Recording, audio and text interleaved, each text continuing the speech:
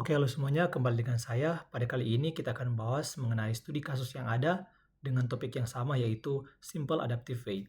Jadi langsung saja. Oke, di sini terdapat sebuah perusahaan yang mengalami peningkatan kualitas sumber daya manusia yang merupakan faktor penting untuk mendukung perkembangan dan daya saing dalam industri.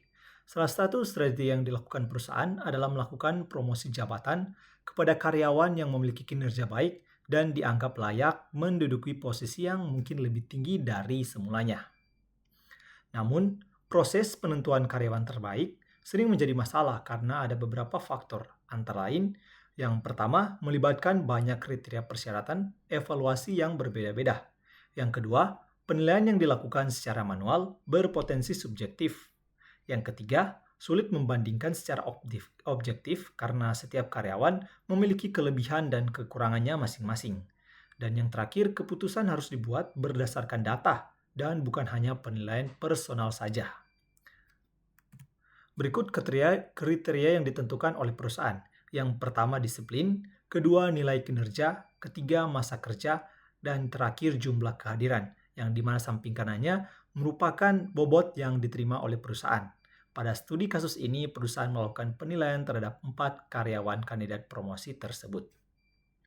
Dan berikutnya terdapat tabel data kandidat yang telah saya buat. Di sini terdapat 4 kandidat, yaitu Budi, Ani, Rudi, dan Dewi yang masuk ke dalam 4 alternatif. Sedangkan kriteria yang telah ditentukan yaitu C1, C2, C3, dan C4 merupakan kriteria yang ditentukan oleh perusahaan. Dan di dalamnya terdapat data-data yang telah saya masukkan untuk kita proses dan kiranya mendapatkan kandidat terbaik yang layak untuk menduduki posisi yang lebih tinggi. Di samping bawahnya merupakan bobot yang dihasilkan, bobot yang telah ditentukan oleh perusahaan.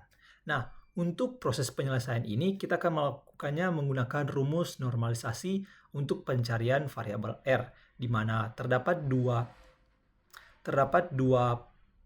komponen yaitu benefit dan cost, yang dimana benefit dicari melalui XIJ dibahagi dengan maksimal hasil dari XIJ, sedangkan cost-nya dicari melalui minimal XIJ dibahagi dengan XIJ itu sendiri. Jadi benefit dan cost memiliki penghitungannya tersendiri, dan untuk nilai akhirnya dihitung menggunakan rumus VI sama dengan sigma WJ dikalikan RIJ. Jadi langsung saja, di sini saya sudah membuat program dalam bahasa Golang untuk memudahkan kita menentukan karyawan terbaiknya.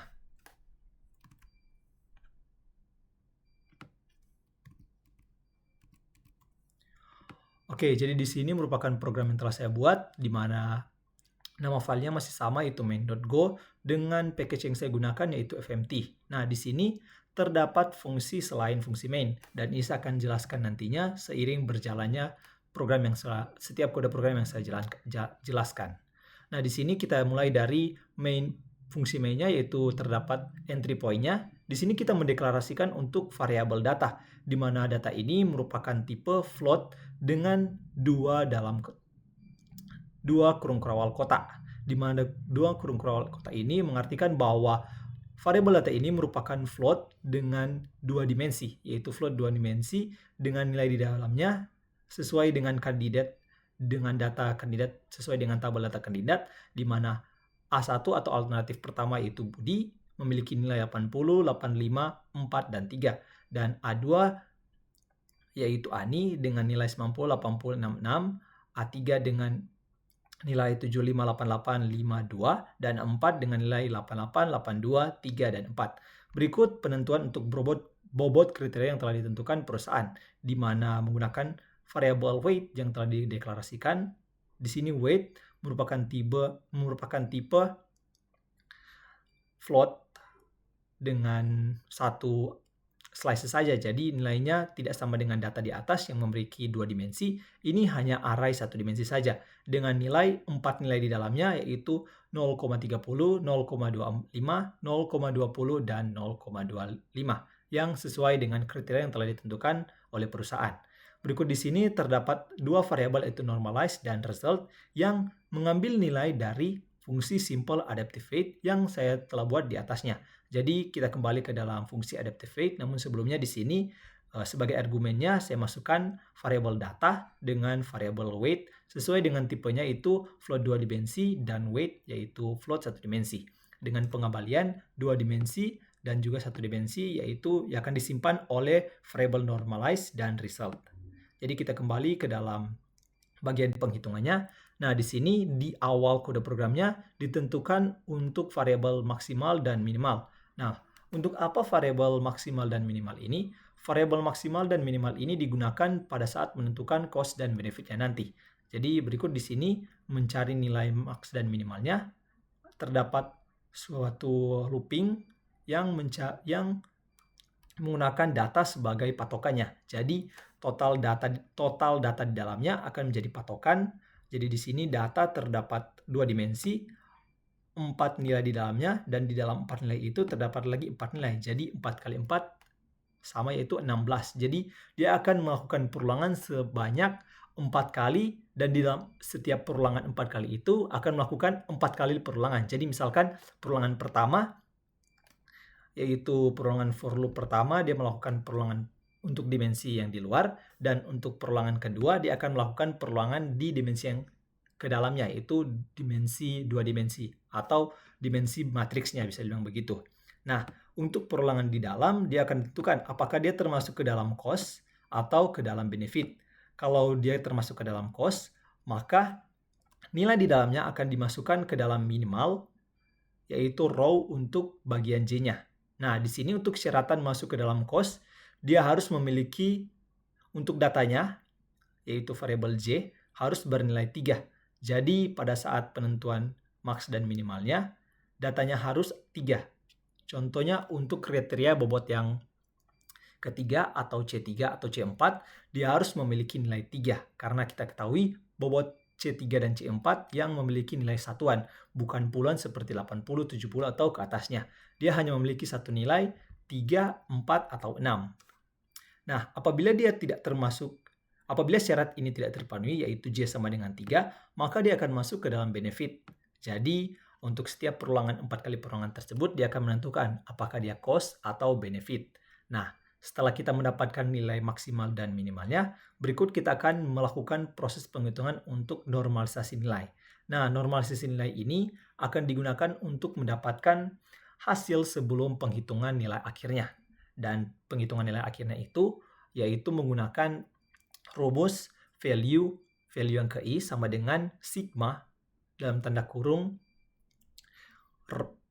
normalisasi nilai R dikalikan dengan weight atau bobotnya. Jadi di sini terdapat rumus yang telah diterapkan ke dalam kode program, yaitu pertama ditentukan untuk variabel normalize di dalamnya menggunakan fungsi make untuk menentukan panjang dari variabel normalize ini, dan juga tipenya yaitu float 64 2 dimensi, array 2 dimensi, namun dia masih bernilai kosong.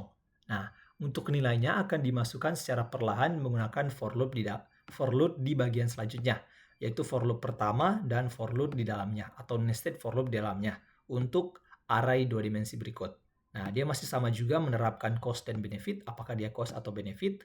Dan untuk rumus yang digunakan yaitu contohnya di sini dia cost, maka dia menggunakan minimal J dibahagi dengan data. Datanya di dalam contoh tabel kandidat tadi.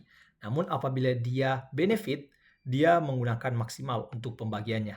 Jadi sesuai dengan rumus benefit dan max yang kita terapkan dalam nilai normalisasi.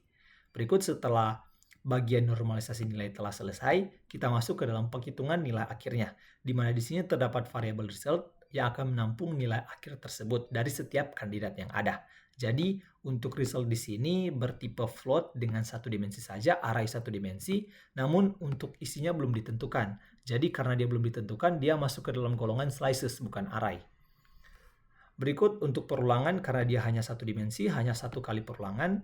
Namun di sini terdapat juga nested untuk di dalamnya ada bagian untuk memasukkan append dari setiap bobot atau penghitungan nilai akhirnya. Jadi di nested yang di array perulangan yang di luarnya untuk menambahkan total, pertama diatur 0,0 dan juga result, dan bagian berikutnya itu result akan menambahkan nilai result dan totalnya di dalamnya. Nah, untuk totalnya ini dapatkan dari row atau baris yang ke J dikalikan dengan weight, sesuai dengan rumus sigma yang dimana bobot dikalikan dengan normalisasi nilai R.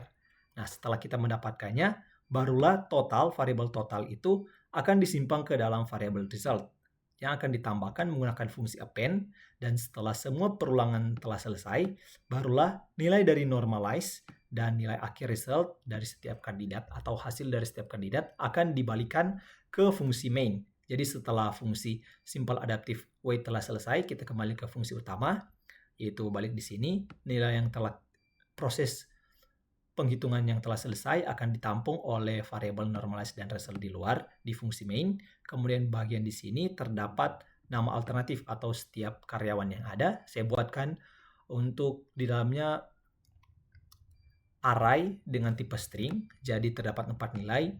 A1 untuk Budi, A2 Ani, A3 Rudi, dan A4 Dewi. Dan setelah selesai, barulah kita akan mencetak tabel. Di sini saya buat tabel agar lebih rapi, dan juga ranking yang akan dibuat. Namun di sini hanya nilai terbaiknya alias kandidat terbaik yang akan dipromosikan oleh perusahaan. Jadi karena di sini sedikit sedikit rumit untuk dijelaskan untuk tabelnya, yang intinya saya bahwa setiap tabel di sini akan di looping sebanyak data, karena data di sini terdapat 4 data, total 4 data, dan di dalam 4 data di situ terdapat juga 4 karena dia bertipe matriks. Dia akan print 4 kali 4, jadi terdapat 16 data di dalam tabel tersebut. Jadi tanpa lebih lama lagi, langsung saja saya print hasilnya.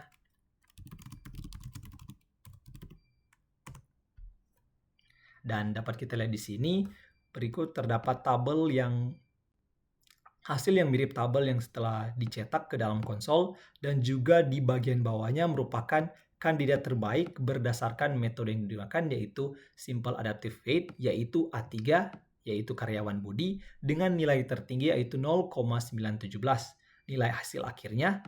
Dan di sini dapat kita lihat rankingnya setelah nilai normalisasi yang ada dihitung untuk hasil akhirnya menggunakan rumus penghitungan nilai akhir, yaitu sigma dalam tanda kurung weight dikalikan dengan jumlah bobot dikalikan dengan normalisasi R, dan dapatkan hasil akhir di mana kandidat pertama itu Budi 0,808, Ani 0,811, Rudi 0,917, Dewi 0,751, dan kandidat terbaik yaitu Rudi yaitu dengan hasil akhir 0,917.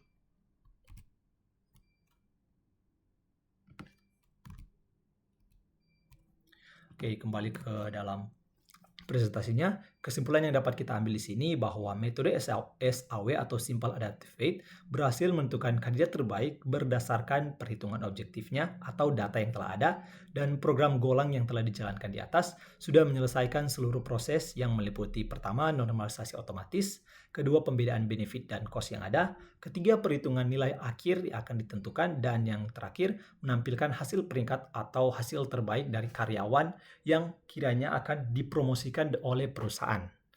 Dan mungkin sekian saja video pembahasan mengenai studi kasus yang ada dari sebuah perusahaan yang menentukan karyawan akan dinaikkan posisinya lebih tinggi lagi. Saya sampaikan terima kasih.